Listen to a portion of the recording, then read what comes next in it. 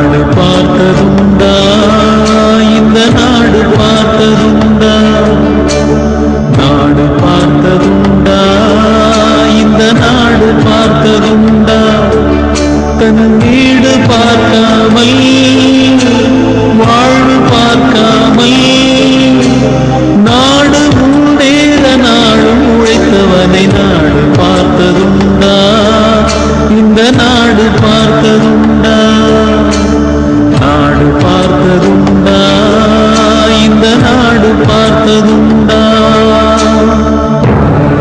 பள்ளி அறியாத பிள்ளை பல பேரின் முகத்தை பார்த்தானடா, அது ஊரு சுற்றாமல் சோறுதான் போட்டு படிக்க வைத்தானடா.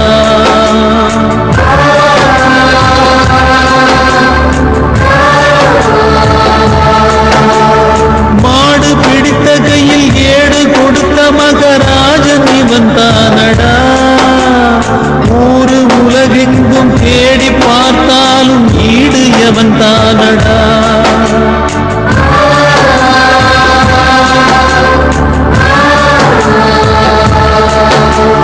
திருந்த வைத்தவன் தான் என்று வருந்த வைக்கிறாரே, திரும்ப வர வேண்டுமே எங்கள் கருப்பு காந்தி இவனே. நாடு பார்த்ததுண்டா, இந்த நாடு பார்த்ததுண்டா, நாடு பார்த்ததுண்டா, இந்த நாடு பார்த்ததுண்டா. இந்திய நாட்டின் பாரத ரத்னா, நாட்டின் முதல் குடிமகன், தமிழ்நாட்டில் ஈண்டெடுத்த அவங்க தாய் தந்தையரை வணங்கி அவரை பற்றி பேசுவதற்கு ஆரம்பிக்கின்றோம். டாக்டர் அப்துல் கலாமை காணும் பொழுது காந்திஜி, காமராஜர் போன்ற தன்னலமற்றவர்களின் தொண்டுதான் நினைவுக்கு வருகிறது. இவருடைய இயற்பெயர் டாக்டர் ஆவில் பெகிர் ஜெய்னுல் அப்துல் கலாம், சுருக்கமாக டாக்டர் APJ அப்துல் கலாம் என்று அழைக்கப்படுகிறார். இவர் இந்தியாவின் 11வது ஜனாதிபதி ஆவார். 1931ஆம் ஆண்டு அக்டோபர் மாதம் 15ஆம் நாள் ராமேஸ்வரத்தில் தனுஷ்கோடியில் ஒரு நடுத்தர குடும்பத்தில் பிறந்தார். இவருடைய தந்தை ஜெய்னுலாப்தீன் மரக்காயர், தாய் ஆசியம்மாள். தந்தை படிக்காதவர், தாய் படித்தவள். தந்தை மிகுந்த தெய்வபக்தி உடையவர். எல்லா மதத்தின் சமத்துவத்தையும் பக்தியும் கலாமுக்கு எடுத்துரைத்தார். அந்த குட்டி தீவில் படகை வாடகைக்கு விட்டு அதில் வரும் வருமானத்தை ஈட்டி குடும்பம் கஷ்ட ஜீவனில் ஓடிக்கொண்டிருந்தது. எப்பொழுதும் அறிவாளிகளுக்கு வறுமைதானே பரிசாக வழங்குகிறார் கடவுள். இதற்கு அப்துல் கலாமும் ஒரு உதாரணம். இவர் வீட்டின் கடைசி பிள்ளை என்பதால் செல்ல பிள்ளையாகவே வளர்ந்து வந்தார். எப்போதும் முஸ்லிம் சகோதரர்கள் வீட்டுக்கு போனால், நாங்கள் போனாலும் சரி நீங்கள் போனாலும் சரி, எல்லோரும் ஒன்றாக உணவு உண்ண வைத்து அவர்களுக்கு வாயில் ஊட்டி விடுவதுதான் பழக்கம். அதே போல்தான் அப்துல் கலாம் குடும்பத்திலும் எல்லோரும் உணவு உண்ணும் போது ஒன்றாக அமர்ந்து உணவு உண்ணுவார்கள். எல்லோரும் அமர்ந்து ஒன்றாக உணவு உண்ணுவார்கள். இப்படி உணவு உண்ணுவதால் என்ன பயன்? கடவுளின் அருள் பலம் அதிகமாக நமக்கு கிடைக்கும். கடவுளுடைய அருளும் அவருடைய பலமும் நமக்கு அதிகமாக கிடைக்கும் என்பது ஒரு ஐதீகம். கலாம் ராமேஸ்வரத்தில் உள்ள சாமியார் பள்ளியிலும் பின்பு ஸ்வாஸ் மேல்நிலை பள்ளியிலும் பயின்றார். திருச்சியில் ஜெயின் ஜோசப் கல்லூரியிலும் பட்டம் பெற்றார். பின்பு ஏரோநாட்டிக் இன்ஜினியரிங் விமானத்தை வடிவமைப்பதில் பொறியாளராகவும் டிப்ளமோ பட்டம் பெற்றார். விளையும் பயிர் முளையிலே தெரியும் என்பதற்கு ஏற்ப குழந்தை பருவத்திலே கலாம் வானத்தில் பறக்கும் பறவையை பார்த்து அதிக நேரம் செலவழித்தார். இவருடைய உறவினருமான நண்பருமான ஜலாவுதீன் இஸ்லாம் மதத்தை பற்றி இவருக்கு போதித்தார். அவங்க குடும்பத்திலேயே முதலில் ஆங்கிலம் பேசியவர் கலாம் ஆவார். ஒவ்வொரு மனிதனுக்கும் அவன் மாறுதல் அடைய ஒரு நிகழ்ச்சி முக்கிய காரணமாக இருந்திருக்கிறது. கலாம் வாழ்க்கையும் அப்படித்தான். ஊர் ராமேஸ்வரம். ராமேஸ்வரத்தில் பயங்கரமான புயல். அந்த புயல் காரணமாக பாம்பன் பாலம் உடைந்தது. பல பேர் உயிரிழந்தனர், பல பேர் காயமடைந்தனர். இதை பார்த்த கலாம் சில நாள் உறங்கவில்லை, உண்ணவில்லை. மிகவும் பரிதவித்தார். ஞானியும் கலாமும் ஒன்றுதானே? ஏன்? ஞானிகளும் அப்படித்தான். உலக உயிர்கள் உய்ய வேண்டும் என்று நினைப்பார்கள். அதே போல்தான் கலாமும் அந்த காலத்தில் அந்த வயதிலேயே அப்படி மனதை வருத்தியிருக்கிறது அந்த ட்ரெயினுடைய ஆக்சிடென்ட். அந்த ஆக்சிடென்ட்ல பல பேர் உயிரிழந்திருக்கார்கள், பல பேர் காயம் அடைந்திருக்கார்கள். அது கலாம் ரொம்ப பாதிச்சிருக்குது. நாம் எல்லாம் உற்றார் உறவினர் ஏதாவது இறந்து விட்டால் இல்லை ஏதாவது காயமடைந்தால் அழுவோம். சொந்த பந்தங்களுக்கு உடம்பு சரியில்லை, இதே மாதிரி ஏதாவது ப்ராப்ளம்னா அழுவோம். ஆனால் கலாம் ஞானிங்கிறது இளம் வயதிலேயே தெரிந்து விட்டது. எப்படி? யாராரோ இறந்ததற்கு உணவு இல்லாமல் உறக்கம் இல்லாமல் மனவேதனை அடைந்தார் கலாம். உயிர்கள் வேதனை அடைந்தால் ஞானிகளுக்கு பிடிக்காது. அதே போலதான் கலாமுக்கு அது பிடிக்கவில்லை என்பது நமக்கு தெரிகிறது. இளம் வயதில் வறுமை காரணமாக ராமேஸ்வரத்தில் கோயிலுக்கு போகும் பிராமணர்கள் வெகு சீக்கிரத்தில் எழுந்திருப்பார்கள். கலாமும் அப்படித்தான். வெகு சீக்கிரத்தில் எழுந்து குளித்து பேப்பர் போட்டவுடன் கிளம்பி விடுவார். எல்லாரும் பேப்பர் போடுறதுக்கு முன்னாடி இவர் முன்னாடி போய் பேப்பர் போட்டுருவார். அதனால இவருக்கு மவுசு அதிகமாயிடுச்சு. ஏன்னா கலாம் போடுற பேப்பர் குயிக்கா வந்தது. கலாமுடைய கஸ்டமர்ஸ் நிறைய பேர் இம்ப்ரூவ் ஆயிட்டாங்க ராமேஸ்வரத்துல. அப்படி இருக்கும்போது இப்போ ஒரு சின்ன உதாரணம் நம்ம பார்க்கலாம். சினிமாவில ஹீரோ வில்லனை அடிக்கும் போது எல்லாரும் கை தட்டுவாங்க. சினிமாவில பாத்தீங்கன்னா வில்லன் ஹீரோ அடிக்கும் போது எல்லாரும் கை தட்டுவாங்க, ஒருத்தியை தவிர. யார் அது? வில்லனின் தாய். பொய்யாக இருந்தாலும் தாய் வேதனைப்படுவாள். கலாமின் தாயும் அப்படித்தான். ஐயோ பிள்ளை காலையில் எழுந்து பேப்பர் போடுகிறது, அப்புறம் ஸ்கூலுக்கு போகுது, இப்படி ராத்திரி பகலாக தூக்கம் இல்லாமல் ஓடி ஓடி உடைத்துக் கொண்டே இருக்கிறது என் பிள்ளை என்று நினைத்து இரவில் கலாம் தூங்கும் போது அவர்களை பாதங்களை அடித்து விடுவாளாம் அவருடைய தாய். ஒரு முறை கலாம் வீட்டில் நடந்த ஒரு அருமையான நிகழ்ச்சி. தாய் சப்பாத்திக்கு மாவு பிசைந்து கொண்டிருக்கிறாள். எல்லோரும் சாப்பிட அமர்ந்து விட்டார்கள். கலாமுக்கு வழக்கத்துக்கு மாறாக சற்று பசி அதிகம். அதனால் சப்பாத்தி போட அவரும் சாப்பிட்டு விட்டார். சாப்பிட்டு வெளியே வந்தவுடன் அண்ணன் கேட்டார், என்னடா இப்படி செய்து விட்டாய் என்று. நான் ஒன்னும் பண்ணவில்லையே என்று கேட்டிருக்கிறார் கலாம். இல்லையடா, உனக்கு பசி அதிகமாகிவிட்டதால் அம்மாவுக்கு வைத்திருந்த சப்பாத்தியும் எடுத்து சாப்பிட்டு விட்டாயே என்று சொன்னார். உடனே கலாம் கண்கள் ஆறா பொங்கி அம்மாவை கட்டிப்பிடித்து அழுதார். அப்படி ஒரு வறுமையா? இந்த நாட்டுக்கே வறுமை தானே, அறிஞர்களுக்கு பூரா வறுமைதான். அதான் பாரதிக்கு அப்படிதானே. செந்தமிழ் நாடு என்னும் போதினிலே இன்பத்தேன் பாயுது காதினிலே. மாத்து வேட்டிக்கே வழி இல்லாதவன் 3வது பிரைஸ் தான் வாங்கினாரு. அதானே வெற்றி கொடி கட்டி பறக்குது. ஞானிகள் எல்லோரும் பாத்தீங்கன்னா ரொம்ப வறுமையில இருந்துதான் மேல வந்திருக்காங்க. கடவுள் அவங்களுக்கு இளமையிலேயே அந்த துன்பத்தை கொடுத்துருவாரு. இதை பார்க்கும்போது அப்படிதான் தெரியுது நமக்கு. மேல போலாம். மேல போறதுக்கு முன்னாடி இன்னொரு உதாரணம். அன்றைய முதல்வர் காமராஜர், அவருடைய உதவியாளர் தினமும் இருவருக்கு மட்டும்தான். காமராஜர் அன்னைய முதல்வர், காமராஜர் அவருடைய உதவியாளர் 2 பேருக்கு மட்டும்தான் சாப்பாடு எப்போதும் இருக்கும். மதியானம் 2 பேருக்கு தான் ரெடி ஆகும், 2 பேரும் சாப்பிடுவாங்க. அப்படிதான் இருக்குது. அந்த அளவு அளவாதான் இருக்கும் அங்க. ஒரு நாள் காமராஜரை பார்க்க ஒரு பெரிய மாபெரும் மனிதர் வந்துட்டார். அவர் வந்தோடனே அவர் அமர வச்சு அவர்கிட்ட பேசிட்டு இருந்துட்டு உதவியாளரை கூப்பிட்டு சாப்பாடு ரெடி பண்ணுன்னு. அவருக்கு சொல்ல முடியாத வைத்தறிச்சல். ஐயோ, இவர் வேற சாப்பிட சொல்லிட்டாரு, நம்ம பட்டி கிடக்கணுமே, என்ன பண்ணுது சொல்லிக்கிட்டே புலம்பிக்கிட்டே சாப்பாடை ரெடி பண்ணி சாப்பாடு போட்டாச்சு. அவரும் விருந்தினர் நல்ல அமைதியா சாப்பிட்டுட்டு சந்தோஷம் அப்படின்னு சொல்லிட்டு கையெடுத்து கும்பிட்டு போயிட்டாரு. உடனே காமராஜர் உதவியாளரை பார்த்து, அடுத்த சாப்பாடை நீ சாப்பிடு அப்படின்ட்டார். என்னையா இல்ல, ஏது இல்ல, நாட்டுல எல்லாமே அவருது. உதவியாளரை பார்த்து நீ சாப்பிடு அப்படின்ட்டார். ஐயா நீங்க, நான் அப்புறம் பாத்துக்கிறேன். அப்படியெல்லாம் இருந்தாங்க ஐயா முதல்வர். இன்னொரு இடத்துலயும் சொல்லலாம் காமராஜரை. அந்த காலத்திலேயே டேம் கட்டுறதுக்கு 1 கோடி ரூபாய் வசூலாயிருக்கு. 1 கோடி ரூபாய் வசூலாயிருக்கு. இன்ஜினியர்லாம் சொல்லியிருக்கான், ஐயா 80 லட்சத்திலே கட்டி முடிச்சிட்டோம், அணைய 80 லட்சத்திலே கட்டி முடிச்சிட்டோம், மீதி 20 லட்சம் பாக்கி இருக்கு அப்படின்னா. 20 லட்சம் பாக்கி இருக்கா, இன்னும் 4 அணையை கட்டி போட்டுரு அப்படின்ட்டாரு காமராஜர். இன்னையாலாம் அப்படி சொல்லுவானா? அன்னைக்கு அப்படி வாழ்ந்திருக்காங்க முதல்வர். காமராஜர் மாதிரி ஒரு தத்துவ மாமனியை இனிமே பார்க்க முடியாது தமிழகம். காமராஜர் மாதிரி ஒரு முதல்வரை இனியும் பார்க்க முடியாது. ஏன்னா தன்னிலமற்ற மகான், அப்படிதான் நம்ம அவரை சொல்லணும். ₹1 ஆசைப்படல, 4 வேட்டி 4 சட்டை துவைச்சி வேரியில காய போட்டு கட்டிட்டு போயிருக்காங்க. என்னையா இல்ல, சொன்ன நெஞ்சு கொடுக்க ஆள் இல்லையா, கட்டுக்கட்டா போய் இறக்க ஆள் இல்லையா? பரமஞானி, மக்களுக்காகவே வாழ்ந்திருக்காரு அவர். அப்புறம் ஒரு நாள் காமராஜருடைய நெருங்கிய நண்பர் தன்னுடைய மகள் கல்யாணத்துக்கு வரணும்ட்டு பத்திரிக்கை வச்சிருக்காரு. காமராஜருக்கு பத்திரிக்கை வச்சிருக்காரு. காமராஜரும் ஐயோ அந்த நேரத்தில் எனக்கு நிறைய மீட்டிங்கும் அதுவும் இருக்கு, என்னால கல்யாணத்துக்கு வர முடியாது, கண்டிப்பா என்னுடைய ஆசீர்வாதம் உனக்கு கண்டிப்பா உண்டு அப்படின்னு நண்பர்கிட்ட சொல்லிடுறாரு. ரொம்ப நினைச்சிட்டார் நண்பர். ஏன்னா 2 பேரும் வாலிப சிநேகிதர்கள்.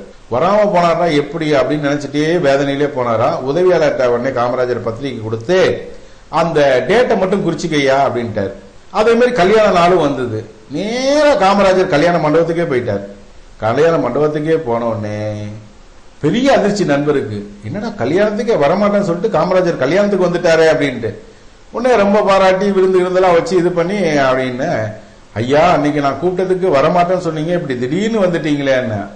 ஏப்பா நீயே கஷ்டப்பட்டு கடனை வாங்கி உடனே வாங்கி செலவு பண்ணி கல்யாணம் பண்ற, ஏற்கனவே நிறைய பொருள் இழந்திருக்கிற, நான் வரேன்னு சொன்னா நீ அங்கங்கேயும் தட்டி அது இதுன்னு வச்சு மேலேயும் செலவு பண்ணுவேன், அதுக்கு மேலேயும் உன்னை கடங்காரனா ஆக்க விரும்பாதாலதான் நான் சொல்லாம இந்த கல்யாணத்துக்கு வந்தேன்னாரு. பாருயா முதலமைச்சரை எப்படி இருந்திருக்காரு பாருங்க. அதான் தன்னிலமற்ற மகான்னு சொன்னேன்.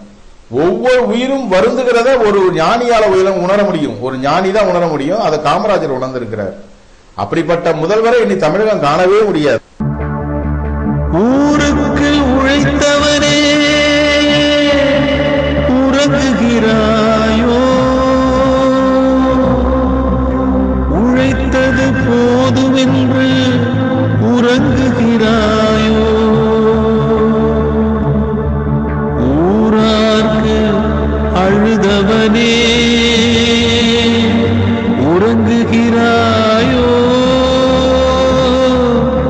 ஊராரை அழ வைத்து உறங்குகிறாயோ.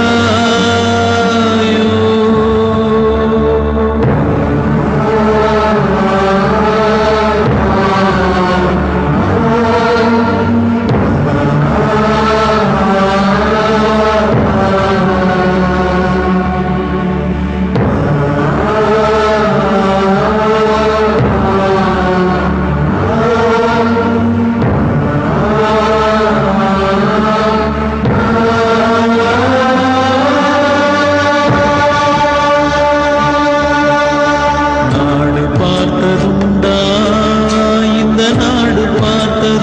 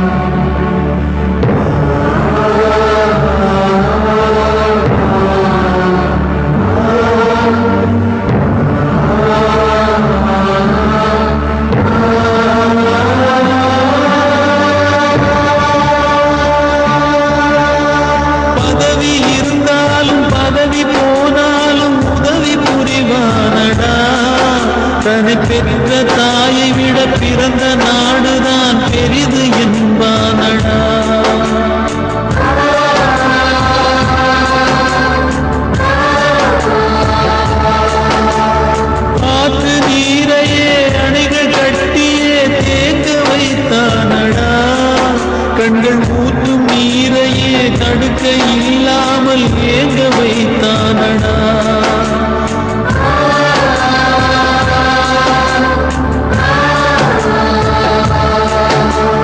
வலிமை இருந்த போதும் மிக எளிமையோடு இருந்தான். வெள்ளை உள்ளம் கொண்ட எங்கள் கருப்பு காந்தி இவனே. நாடு பார்த்ததுண்டா, இந்த நாடு பார்த்ததுண்டா, நாடு பார்த்ததுண்டா, இந்த நாடு பார்த்ததுண்டா. தன் வீடு பார்க்காமல் வாழ்வு பார்க்காமல் நாடு முன்னேற நாடு உழைத்தவனை நாடு பார்த்ததுண்டா, இந்த நாடு பார்த்ததுண்டா.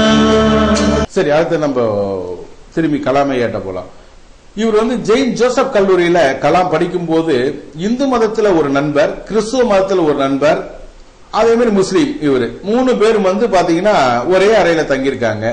பிறந்தது முஸ்லீம் சமூகம் என்றாலும் கலாம் சைவத்திற்கு மாறிவிட்டார். 3 பேரும் ஒன்னால்தான் உணவு உண்ண போவார்கள். கலாம் வெகு விரைவில் எழுந்திருப்பார், தொழுகை நடத்துவார், எப்போதும் கோவப்படுவதே இல்லை என்று அவர் நண்பரே சொன்ன பேட்டி. கலாம் எப்போதும் கோவப்பட்டதே இல்லைன்னு அவர் நண்பர் இறந்த அன்னைக்கு கொடுத்த பேட்டி. பிறகு MITயில 1ஆம் ஆண்டு ஆகாய விமானத்தை அமர்ந்திருந்தார். விமானத்தை வடிவமைத்து உற்பத்தி செய்யும் துறையை தேர்ந்தெடுத்தார். அப்போது பிரின்சிபல் விமானத்தை டயக்ராம், அதாவது அந்த டிசைன் பண்ண சொல்லிட்டார். இப்ப இப்படி ஒரு நிகழ்ச்சிங்க என்ன ஆச்சுன்னா, விமானத்தை டிசைன் பண்ண சொல்லியிருக்காரு. விமானத்தை டிசைன் பண்ணோடனே கலாம் கஷ்டப்பட்டு ஒரு டிசைன் கொண்டு போய் கொடுத்திருக்காரு, வடிவமைப்பு கொண்டு போய் கொடுத்திருக்காரு, ஸ்கெட்ச் கொடுத்திருக்காரு.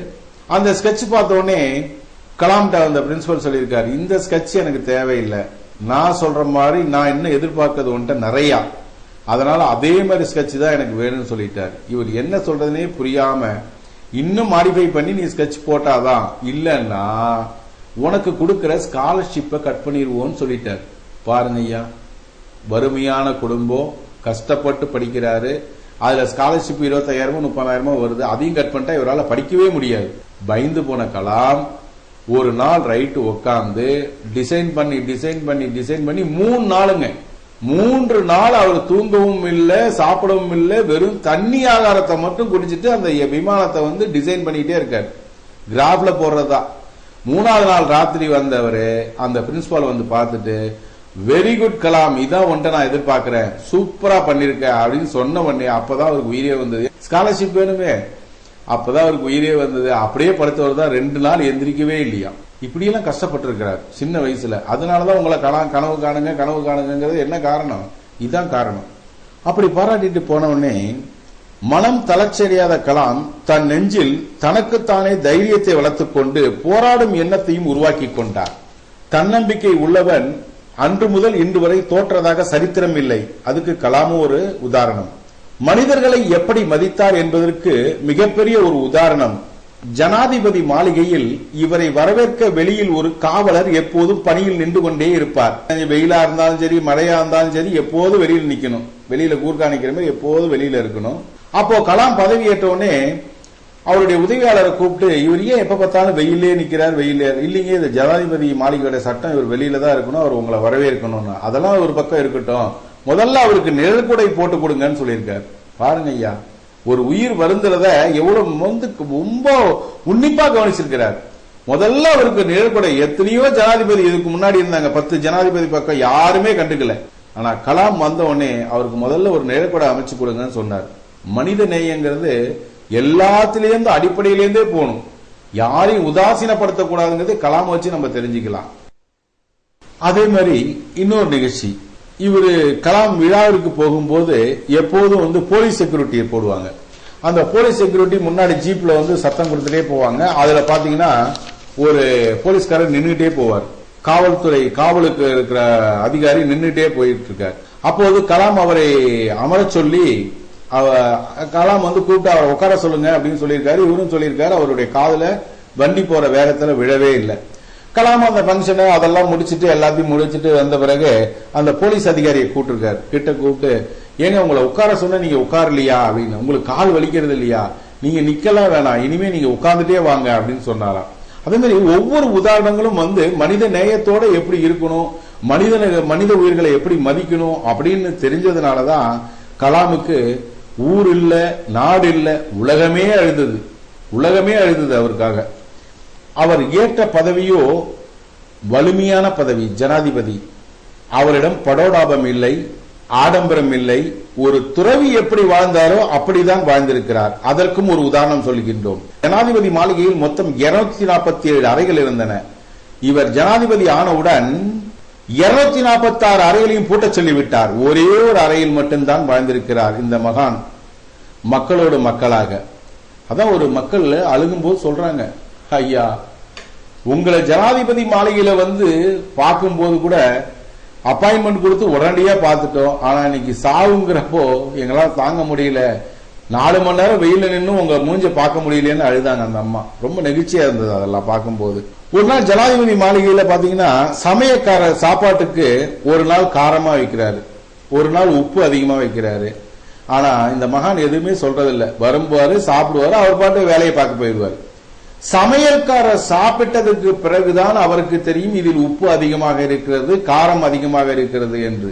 இதை அவர் அழுது கொண்டே அவருடைய இறுதிச் சடங்கில் சொன்னார். சமையல்காரர் சொன்னது இது. எப்படி வாழ்ந்திருக்கிறார் பாருங்க. ஒரு நம்பலா வீட்டுல இருந்தா சின்ன ப்ராப்ளம்னாலும் மூஞ்ச காட்டுவோம், ஒண்ணுமே காட்டுறதில்லை. அவர் ஜனாதிபதி, வலிமையான பதவி. அதுக்குதான் சொன்னோம், வலிமையான பதவி எளிமையான வாழ்க்கை. வலிமையான பதவி எளிமையான வாழ்க்கை வாழ்ந்தவர் கலாம். இப்படிப்பட்ட பண்பாளரை இவரை குழந்தைகள் மட்டுமா நேசிப்பார், பெரியவர் மட்டுமா நேசிப்பார்? புல் பூண்டு தாவரம் என ஏனைய உயிர்களும் இவரை நேசித்திருக்கிறது என்பதுதான் உண்மை. ஏனென்றால் ஜனாதிபதி மாளிகையில் மயில்கள் அதிகமாக இருக்கும். ஜனாதிபதி மாளிகையில மயில்கள் அதிகமாக இருக்கும். ஜனாதிபதி மாளிகையில மயில்கள் எப்போது அதிகமா இருக்கும். அதாவது தோட்டம், பெரிய காடு, அதுல பெரிய மாளிகையிலேயே அதுல எல்லாமே இருக்கும், மானு இந்த மாதிரி மயில் எல்லாமே. ஒரு மயில் மட்டும் தத்தி தத்தி நடந்திருக்கு.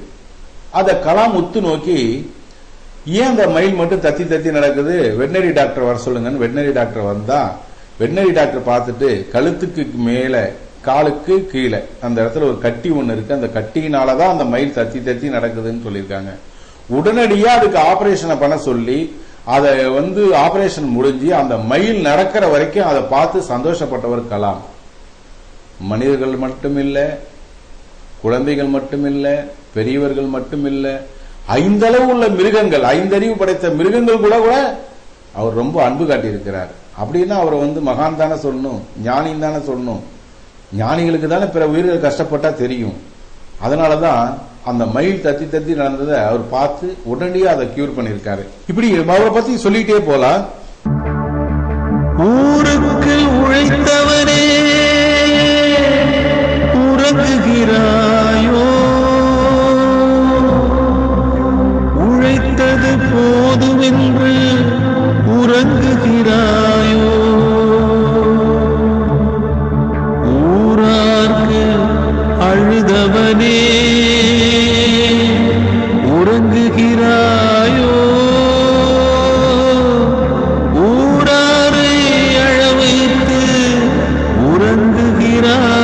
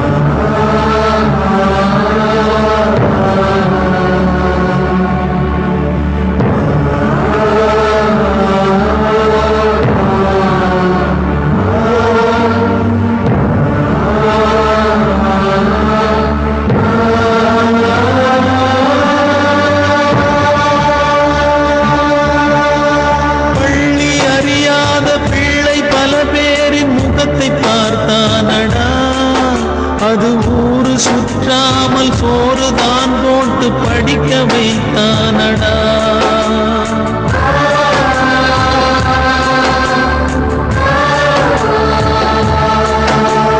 மாடு பிடித்த கையில் ஏடு கொடுத்த மகராஜன் இவன் தானடா.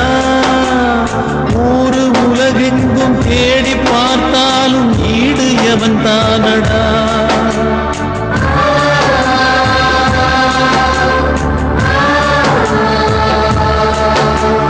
திருந்த வைத்தவன் தான் என்று வருந்த வைக்கிறானே. திரும்ப வர வேண்டுமே எங்கள் கருப்பு காந்தி இவனே. நாடு பார்த்ததுண்டா, இந்த நாடு பார்த்ததுண்டா. நாடு பார்த்ததுண்டா, இந்த நாடு பார்த்ததுண்டா. தன் வீடு பார்க்காமல் வாழ்வு பார்க்காமல் நாடு முன்னேற நாடு உழைத்தவனை நாடு பார்த்ததுண்டா, இந்த நாடு பார்த்ததுண்டா. நாடு பார்த்ததுண்டா, இந்த நாடு பார்த்ததுண்டா.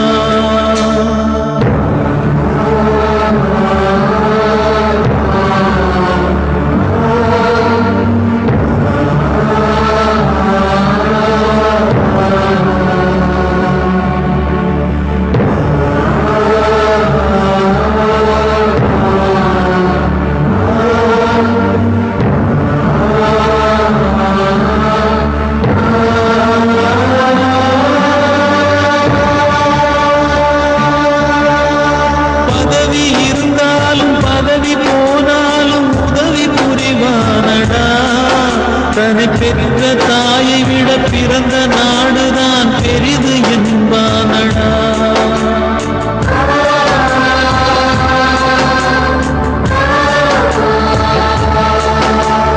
காற்று நீரையே அணைகள் கட்டியே தேக்க வைத்தானடா. கண்கள் ஊற்றும் நீரையே தடுக்க இல்லாமல் ஏங்க வைத்தானடா.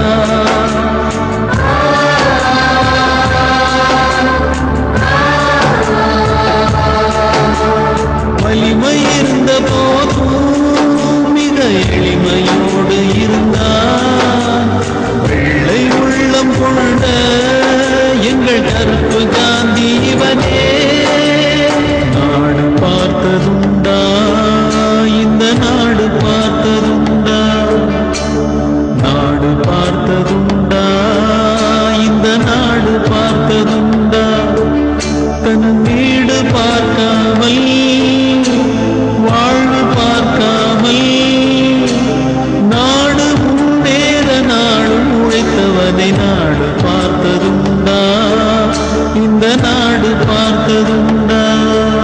இப்போ வேற யாராவது ஜனாதிபதி ஆனா 246 அறைகள்லயும் மாம, சித்தப்ப, பெரியப்ப, சின்னப்ப, அம்மம்மா, பப்பப்பா, சித்தப்பா அப்படின்னு ஒரு கிராமமே வந்து தங்கி அது எல்லாம் ஃபுல்லா சாப்பாடு சாப்பிட்டு எவ்வளோ நாள் சாப்பிட முடியுமோ சாப்பிட்டு அதுக்கப்புறம் அவங்களுக்கே அழுத்து போனாதான் போவாங்க. அப்படிதான் இருக்காங்க. இப்பயும் போன வாட்டி இருந்த ஒரு ஜனாதிபதி அம்மா கவர்மெண்ட்ல பெட்ரோல் கொடுத்திருக்காங்க அவங்க காருக்கு. அவங்க புதுசா ஒரு பெரிய கார் வாங்கியிருக்காங்களா, அதுக்கு பெட்ரோல் கொடுங்க அப்படின்னு கேக்குறாங்க. யாரு? கலாமுக்கு அப்புறம் வந்த ஜனாதிபதி அம்மா. எப்படி இருக்காங்க பாருங்க. ஆனா இந்த மகான் ஒரு நாள் இவங்க சொந்த பந்தங்கள்லாம் இவரை பார்க்க வந்திருக்காங்க. அண்ணன், இந்த மாதிரி அண்ணி, இப்படி எல்லாருமே வந்திருக்காங்க. உற்றார் உணவினர்கள் எல்லாமே வந்திருக்காங்க. அவங்க எத்தனை நாள் தங்கினாங்களோ, எத்தனை நாள் சாப்பிட்டார்களோ அத்தனை நாளுக்கும் வாடகை போட்டு கவர்மெண்ட்டுக்கு பணம் கட்டார். ஐயா, யார் கட்டுவா? அது மாதிரி பணம் கட்டார் இந்த மகான். சொந்த பந்தங்கள் வந்து தங்கி இருந்து சாப்பிட்டதற்கு எவ்வளவு பில் ஆச்சுன்னு பாட்டு தன்னை தவிர மற்ற எல்லாருக்கும் சேர்த்து பில்லு கட்டிட்டார். கவர்மெண்ட் கொடுத்துட்டார் அந்த பணத்தை. அப்படிப்பட்ட ஒரு மகானை, ஒரு நேர்மையான நேர்மைவாதியை இனி நம்மால் காண முடியாது. கலாம் மாதிரி ஒரு மனிதரை இனி காணுவது ரொம்ப சிரமம்.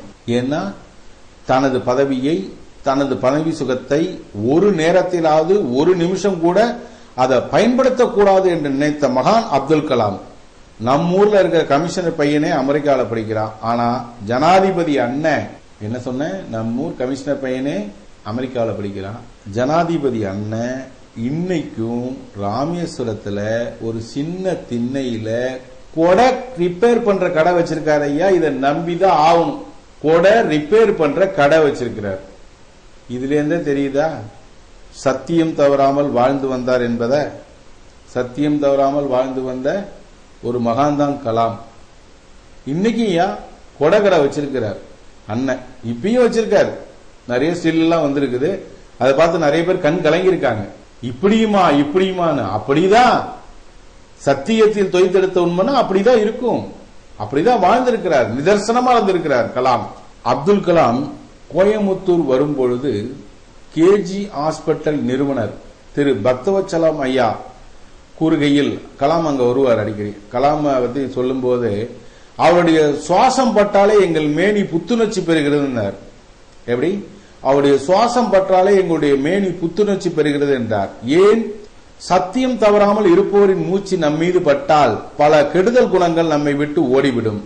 அதனால தான் அவர் அப்படி சொன்னார். ஏன்னா, இதுக்கு ஒரு உதாரணம் பழசுல சொல்லாங்க. காரைக்குடியில 1935 அழகப்ப செட்டியார் அப்படின்னு பெரிய பணக்காரர். அழகப்ப செட்டியார்னு ஒரு பெரிய பணக்காரர், செல்வந்தர். அந்த காலத்திலே காலேஜ் கட்டி இருக்கிறார். பெரிய செல்வந்தர். தனது நண்பரோட கார்ல வந்திருக்காரு. ரயில்வே கேட்டு போட்டிருக்கு. காரை நிறுத்திட்டு இருக்காரு. உடனே ஒரு வெள்ளரி பிஞ்சுக்காரி வந்திருக்காங்க. வெள்ளரி பிஞ்சு விற்கிற அம்மா. அந்த அம்மாட்ட போய் வெள்ளரி பிஞ்சு கேட்டிருக்காரு. உடனே ஒரு 10 பிஞ்சை கொடுத்திருக்காங்க. இவர் அப்பயே 100 ரூபா நோட்டை கொடுத்திருக்காரு. 100 ரூபா நோட்டை கொடுத்திருக்காரு. 1935 100 ரூபா நோட்டை கொடுத்தோடனே, ஐயோ சாமி, இதெல்லாம் 50 பைசா தான், இந்த கூடையே 50 பைசா தான், ஆனா இதுக்கு 100 ரூபா நோட்டை கொடுக்குறீங்களே, இது 20 பைசாவோ 15 பைசாவோ தெரியல, அதனால 100 ரூபா இல்ல நீ வச்சிக்கோ அப்படின்னு சொல்லிட்டாரு அழகப்ப செட்டியார். வச்சிக்கோ அப்படின்னு சொன்னதுதான் அந்த அம்மா வெள்ளரி பிஞ்சு கூடையில இருந்தெல்லாம் வரவன் போறவனுக்கெல்லாம் வாரி கொடுக்க ஆரம்பிச்சிச்சு. கொடுத்த உடனே பொண்டாட்டிய புருஷன் கேட்கறான், என்னடி நீ பாட்டு வாரி வாரி கொடுத்துட்டே இருக்க எல்லாருக்கும் அப்படின்னு. ஐயோ மச்சான் ஏன் கேக்குற, இந்த வழியா வந்தாரு ஒரு மகானே, 100 ரூபாய் கொடுத்தாரு, அந்த 100 ரூபாய் நோட்டை தொட்ட எண்ணெய் அவரு கூட எனக்கு வந்துருச்சு அப்படின்னாரு. இப்ப புரியுதா உங்களுக்கு? இப்ப புரிஞ்சிருக்கும். யாரோட பழகிறோமோ அவங்க சகவாசம் நம்ம மேல பட்டாலே நமக்கு புத்துணர்ச்சி பெறுங்கிறது கலாம் ஒரு காரணம். அதான் பக்தவச்சலம் ஐயா சொல்லியிருக்காங்க. சரி, அடுத்தது போலாம். அப்துல் கலாம் திருக்குறளை மிகவும் நேசிப்பார், கீதையை படித்திருக்கிறார். அப்துல் கலாம் குரானை மிகவும் நேசிப்பார், கீதையை படித்திருக்கிறார், திருக்குறள் படித்திருக்கிறார். தமிழ் மேல் அதிக ஆர்வம் காரணமாக தமிழ்ல பல கவிதைகளும் எழுதினார். இவர் குழந்தைகள் மேல் ரொம்ப அன்புள்ளம் கொண்டவராக இருந்தார். ஏன்? குழந்தைகள் மேல இவர் ரொம்ப அன்புள்ளம் கொண்டவர். ஏன் தெரியுமா? குழந்தைகளுக்கு இன்றைக்கு ஒரு பாடம் கற்பித்தால் நாளைக்கு நாம அதை கேட்டோம்னா அழகா சொல்லுவாங்க. அந்த ஆற்றல் குழந்தைக்கு மட்டும்தான் உண்டு. 4 நாள் குழந்தைக்கு பாடம் எடுத்துட்டு 5ஆம் நாள் அந்த ஆசிரியர் வரலன்னா குழந்தை அழுவும். ஏன்? பற்றட்ட பாசம் வச்சிருக்கிறதுனால. அதுகளுக்கு அந்த பற்றட்ட பாசம் தான் குழந்தைகள். ஏன் வாத்தியார் வரலன்னு அழுவும். வாத்தியார் வரலன்னு அந்த குழந்தைகளும் அழுவும். பற்றட்ட அன்பு வைத்திருக்கும் குழந்தைகளே இவருடைய மனம் நாடி இருக்கிறது என்றால் இவரும் பற்றற்றவர் என்ற உண்மை நமக்கு புலப்படுகிறது அல்லவா? ஏனென்றால் இந்தியாவின் எதிர்காலம் குழந்தைகள் கையிலும் இளைஞர்கள் கையில் தான் இருக்கிறது என்று, குழந்தைகள் கையிலும் இளைஞர்கள் கையில் தான் இருக்கிறது என்று ஆஸ்தான மந்திரத்தை கண்டுபிடித்தவர் கலாம். அதனால்தான் தான் கற்றதை, தான் கேட்டதை, தான் படித்ததை, தான் உணர்ந்ததை குழந்தைகளுக்கும் இளைஞர்களுக்கு மட்டுமே போதித்தார். ஏன் தெரியுமா? இந்தியாவின் எதிர்காலம் நல்லா இருக்க வேண்டும் என்ற ஒரு நல்ல எண்ணத்தில். தெய்வ ரூபத்தில் இவரை பார்த்தால் ஆஞ்சநேயர். ஏன்? அவருக்கும் திருமணம் ஆகவில்லை, இவருக்கும் திருமணம் ஆகவில்லை. அவருக்கு கோபம் வந்தால் ஒரே இடத்தில் இருக்க மாட்டார் ஆஞ்சநேயர். ஒரு இடம் விட்டு மறு இடம் நீங்கி விடுவார். அதே கலாம் தன்னுடைய பேட்டியில் சொல்லியிருக்கார், எனக்கு கோபம் வந்தா அந்த இடத்துல இருக்க மாட்டேன், வேற இடத்துக்கு போயிருவேன். 2 விதத்திலுமே அவருக்கு 2 பேருக்கு ஒத்துமையா இருக்கு. எங்க கண்ணுக்கெல்லாம் அவரை பார்த்தா ஆஞ்சநேயரா தான் தெரியுது. எந்த ஒரு ஞானியுமே, அவர் சாமியாரா இருந்தாலும் சரி, ஞானியா இருந்தாலும் சரி, பணத்தின் மேல் ஆசை இல்லாத ஒரு மனிதன், பற்றற்ற மனிதன் வாழ்க்கையில் இன்றைக்கல்ல என்றைக்குமே இந்தியா மட்டும் இல்ல உலகத்தாலையும் போற்றப்படுவான். ஆமாங்க, கண்டிப்பா. பட்டினத்தாருக்கு 400 ஆண்டுகளுக்கு முன்பே 100 கோடி ரூபாய்க்கு சொத்துங்கிறான். அதுக்கு மேலேயே இருந்திருக்கலாம். திடீர்னு ஒரு நாள் காதற்ற ஊசின்னு எல்லாத்தையும் அவுத்து போட்டு கிளம்பிட்டார்.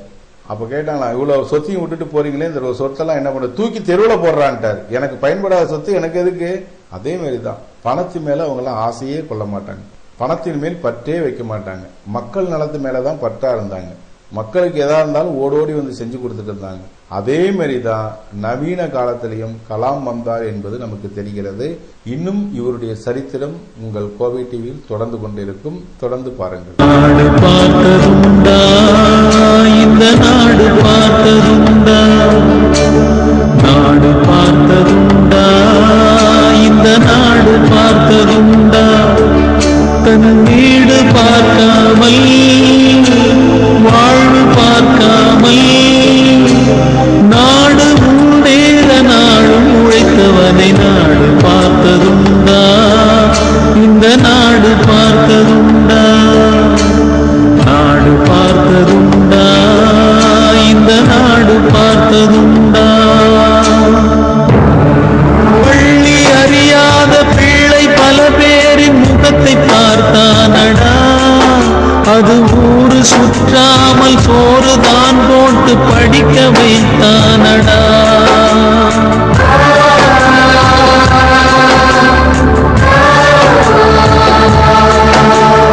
மாடு பிடித்த கையில் ஏடு கொடுத்த மகராஜன் இவன் தானடா. ஊரு உலகெங்கும் தேடி பார்த்தாலும் ஈடு எவன் தானடா.